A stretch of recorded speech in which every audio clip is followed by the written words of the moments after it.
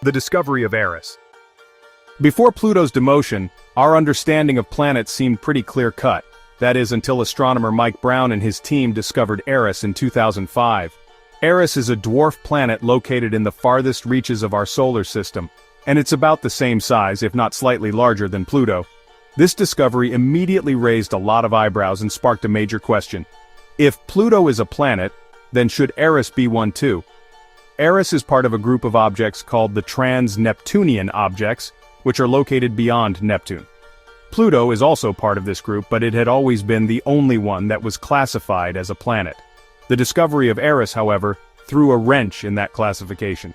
If Pluto was a planet, then surely Eris deserved the same recognition.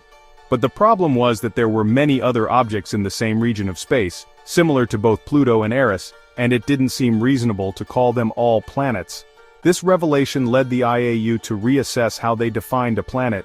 In the end, they adopted the now famous definition that a planet must have cleared its orbit, meaning it should be the dominant object in its region of space. Since neither Pluto nor Eris could meet this criterion, they were both classified as dwarf planets.